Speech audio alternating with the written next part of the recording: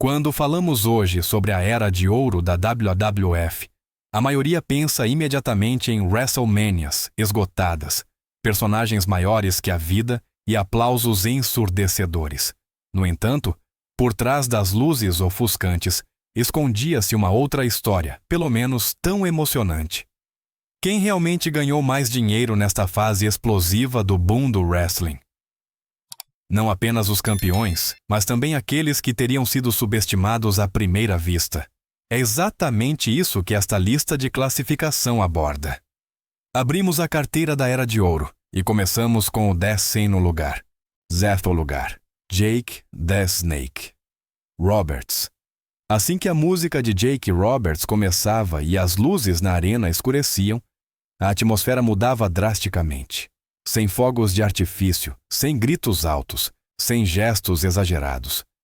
Jake entrava no ringue lentamente, com aquele olhar frio e espreitador, como um predador fixando sua presa. Foi exatamente isso que o tornou tão único na Era de Ouro. Enquanto outras estrelas gritavam com seus oponentes, Jake abaixava a voz.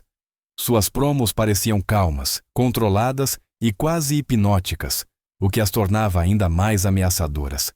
Embora raramente detivesse grandes títulos, Jake estava quase sempre posicionado na parte superior do card. Ele trabalhava constantemente com os nomes mais importantes da empresa, estava regularmente presente na televisão e firmemente envolvido em storylines de longo prazo. Seu DDT encerrava lutas em segundos, e a cobra Damian se tornou uma marca icônica que ficou gravada na memória dos fãs. Foi exatamente essa combinação de apresentação, psicologia e reconhecimento que o tornou extremamente comercializável. Numa época em que até mid-carders medianos já conseguiam ganhar somas sólidas de 6 dígitos por ano, Jake estava bem acima disso. Cartazes, merchandising, aparições em talk shows e grandes turnês sempre contavam com seu nome. Ele não precisava ser um main eventer para fazer dinheiro. Jake Roberts era a prova viva de que na Era de Ouro não eram necessários títulos para estar no topo financeiramente. Seria Jake the Snake, talvez a prova perfeita de que o medo e o carisma às vezes valem mais do que qualquer cinturão de campeonato. 9º lugar. Bret Hitman. Hart. Se a fase inicial da Era de Ouro foi marcada por personagens de quadrinhos barulhentos e musculosos, então Bret Hitman Hart representou a mudança silenciosa, mas duradoura no final dessa época. Ele não era uma estrela que se destacava por gestos exagerados. Bret convencia pela técnica, precisão e pela capacidade de contar histórias reais no ringue. De wrestler de tag team, ele subiu degrau por degrau, conquistando primeiro o título intercontinental e mais tarde até o campeonato da WWF. A cada mudança de posição no card, seu valor financeiro para a empresa também aumentava visivelmente. Números concretos mostram essa ascensão muito claramente. No SummerSlam de 1991, Bret recebeu cerca de $17.500 de bônus, um valor já respeitável para um campeão intercontinental. Apenas um ano depois, no SummerSlam de 1992, ele estava no centro do show, e seu pagamento por aquela única noite saltou para cerca de $55.000. Essa diferença não refletia apenas o tamanho do evento, mas também a crescente confiança da WWF em seu poder de atração para ingressos, audiência e merchandising. Pouco depois, seguiu-se um contrato, frequentemente descrito como vitalício, com um valor total estimado em cerca de $20 milhões. Com isso, Bret Hart não era mais apenas um técnico excepcional, mas um investimento financeiro de longo prazo. Seria o Hitman talvez a prova de que a consistência e a qualidade no final valem tanto quanto o puro espetáculo? 8º lugar. Ted Million Dollar Man. DiBiase. Na Era de Ouro, Hulk Hogan era o rosto brilhante da companhia, mas no lado sombrio do ringue, quase ninguém encarnava o adversário perfeito tão convincentemente quanto Ted DiBiase. Com seu sorriso complacente, seus ternos caros e a pilha de dinheiro sempre visível, o Million Dollar Man se tornou quase instantaneamente uma das figuras mais odiadas da WWF. Após sua estreia em 1987, ele rapidamente esteve nos holofotes, presente permanentemente na televisão e pouco tempo depois encontrou-se no Main Event da WrestleMania 4. DiBiase movimentava-se constantemente entre o Upper Mid-Card e o Main Event, sempre em uma posição em que o público o desprezava, mas nunca podia ignorá-lo. Seu papel como antagonista rico e corrupto era um personagem completo, desde seu próprio $1 Million Championship até as promos que giravam exclusivamente em torno de poder, dinheiro e desprezo pelos outros. Foi exatamente esse pacote completo que o tornou um dos heels mais importantes de seu tempo e um forte chamariz para ingressos, audiência e merchandising.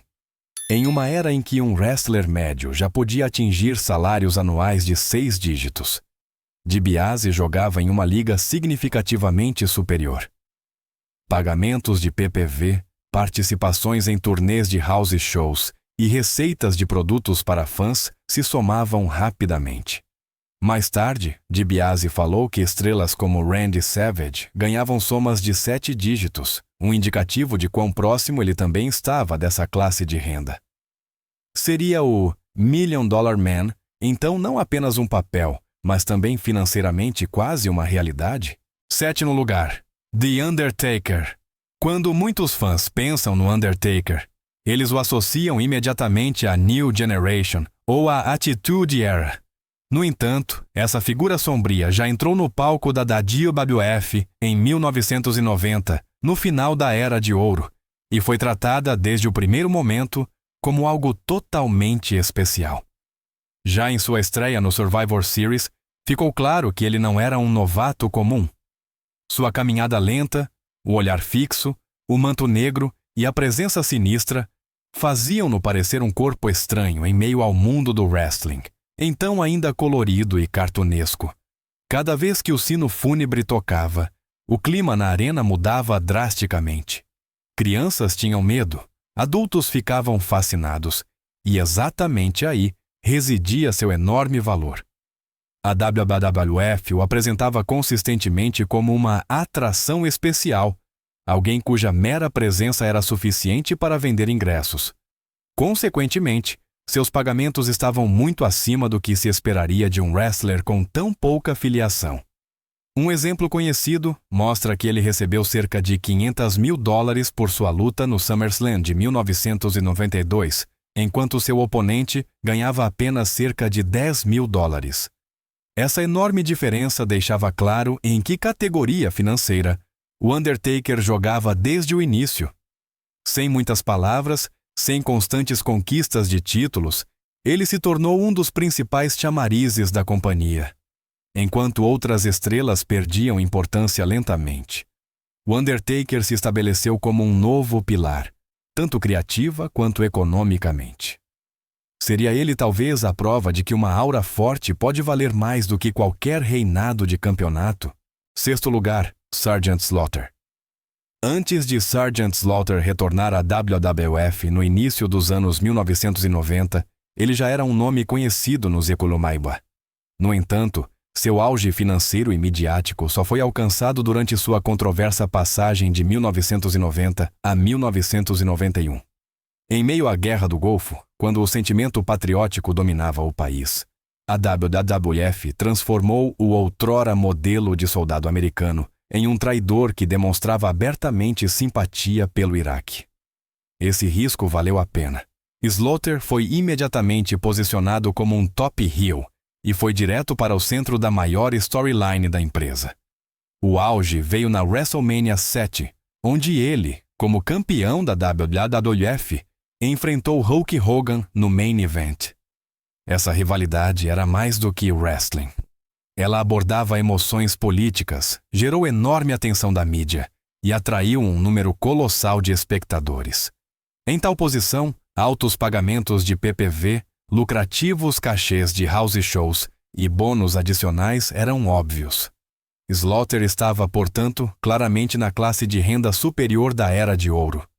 O que o diferenciava de muitos colegas, no entanto, era seu papel fora do ringue. Como personagem oficial da linha G.I. Joe, ele apareceu em desenhos animados, quadrinhos, comerciais e bonecos de ação.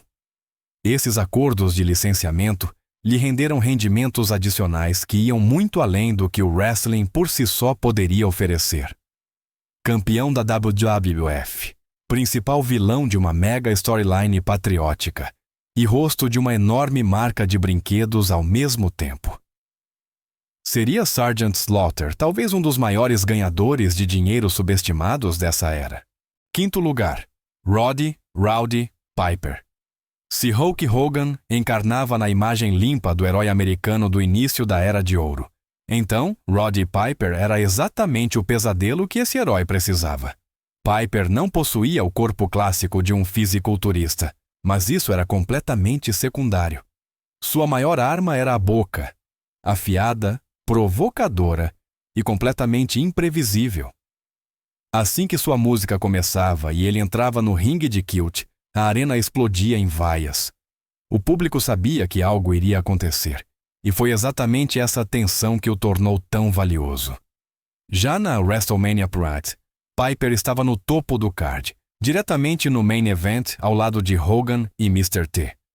Esse papel como adversário supremo do ícone da empresa o tornou automaticamente um dos wrestlers mais bem pagos de sua época.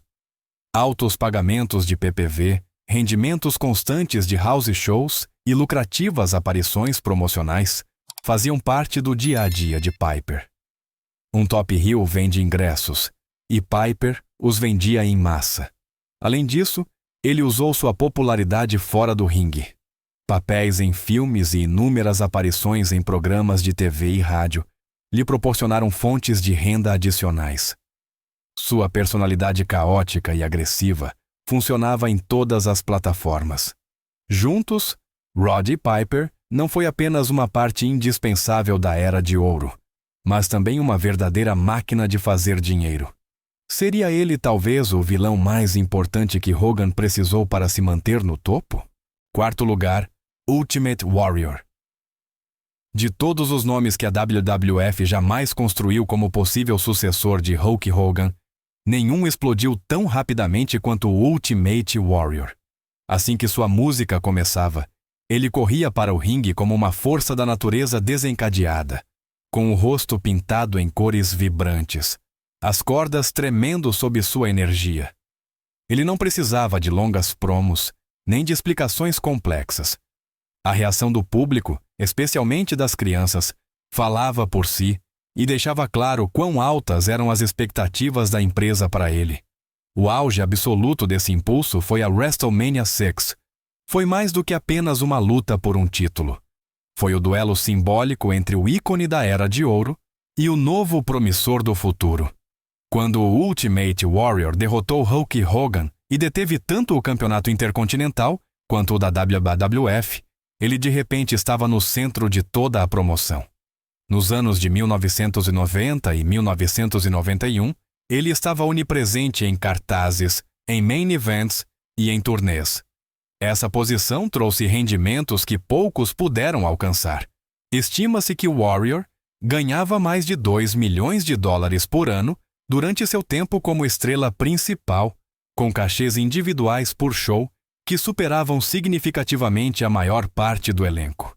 O merchandising desempenhou um papel enorme, de camisetas a bonecos de ação. No entanto, o auge foi curto. Quando ele exigiu pagamentos de bônus no nível de Hogan, o conflito com a liderança começou.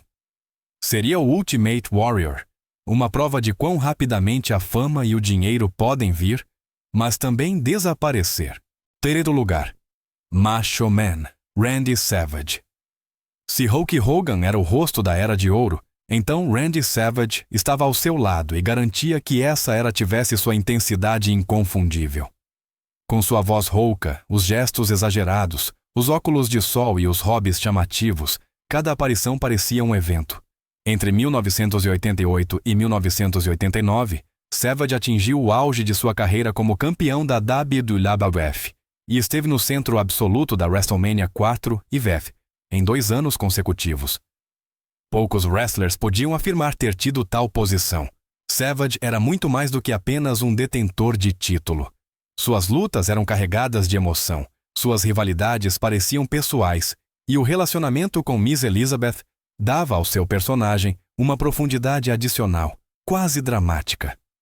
Foi exatamente esse pacote completo que o tornou extremamente valioso para a WWF. Produtos com seu nome e imagem vendiam muito bem, de pôsteres a camisetas, passando por fitas de vídeo e capas de revistas. Ele estava entre os geradores de dinheiro mais confiáveis da empresa. Financeiramente, essa importância se refletia claramente. Durante seu tempo no topo, Randy Savage, segundo estimativas, ganhava cerca de $1 milhão por ano apenas da WWF, sem incluir rendimentos adicionais de publicidade ou aparições na mídia. Participações em PPVs, turnês e aparições especiais garantiam que ele estivesse permanentemente em uma classe salarial completamente diferente. Seria o Macho Man, talvez a prova perfeita de que carisma e intensidade valem tanto quanto a força muscular bruta? Segundo lugar, André the Giant. Mesmo antes da WWF expandir nacionalmente e a Era de Ouro atingir seu auge, André the Giant já vivia em seu próprio mundo financeiro. Ele não era apenas um wrestler grande, mas uma atração mundial. Europa, Japão, Canadá ou Titatuelua. Em todos os lugares, seu nome em um cartaz era suficiente para lotar arenas. Os promotores sabiam que apenas sua presença vendia ingressos, e foi por isso que André já era um dos wrestlers mais bem pagos do mundo, em meados dos anos 1970. Nessa época, ele já ganhava cerca de $400 mil por ano, uma soma que hoje corresponderia a vários milhões. Enquanto muitos colegas ainda lutavam por rendimentos seguros, André recebia não apenas cachês fixos, mas muitas vezes também participações nas receitas de bilheteria. Quando a WWF experimentou seu boom nacional nos anos 1980, seu valor não diminuiu de forma alguma. Apesar dos crescentes problemas físicos, ele continuou sendo colocado no topo em grandes shows e pay-per-views, pois seu nome ainda era uma garantia de atenção. O auge indiscutível foi a WrestleMania 3 e o lendário duelo com Hulk Hogan. Essa luta foi um marco não apenas esportivo, mas também econômico. Ao longo de décadas, André acumulou enormes rendimentos de turnês internacionais, grandes eventos e aparições especiais. Muito antes de outros superstars se tornarem ícones globais, ele já havia construído uma fortuna. Seria André the Giant talvez o primeiro verdadeiro garantia de milhões do wrestling moderno? Primeiro lugar, Hulk Hogan. Quando se fala da Era de Ouro, é quase impossível separar essa época de Hulk Hogan. Cabelo loiro platinado, bigode marcante, o ato de rasgar a camiseta e a icônica pose de ouvir o público fizeram dele o símbolo máximo dessa era. Hogan não era apenas um campeão, ele era o rosto com o qual a WWF catapultou o wrestling de pequenas arenas para o mainstream mundial. Ao longo de toda a década de 1980, ele esteve no centro dessa tempestade de sucesso. Hogan deteve o campeonato da WWF por longos períodos e esteve no main event da WrestleMania após WrestleMania. Em pôsteres, em talk shows, em jornais e na televisão, ele era onipresente. Toda vez que Real American tocava, as vendas de ingressos, os índices de audiência e os números de merchandising aumentavam visivelmente. Não é à toa que ele era considerado a máquina de fazer dinheiro ambulante da empresa. Para manter esse motor funcionando, a WWF pagava somas correspondentemente altas. Hogan mesmo declarou mais tarde que sua renda anual no final dos anos 1980, incluindo o salário, participações em PPV, turnês, merchandising e licenças, girava em torno de $10 milhões. Para o início da era do pay-per-view, esse era um número de uma dimensão completamente diferente. Um pagamento vazado do SummerSlam de 1991 mostrou apenas um bônus de cerca de $75 mil por uma única noite. No geral, Hulk Hogan foi o ganhador inquestionável da Era de Ouro. Se essa era foi um império, então Hogan foi, sem dúvida, seu rei financeiro.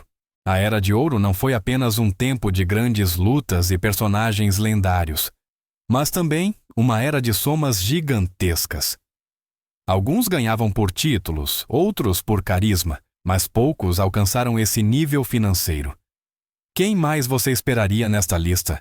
Escreva nos comentários, curta o vídeo e inscreva-se no canal para não perder mais histórias de wrestling.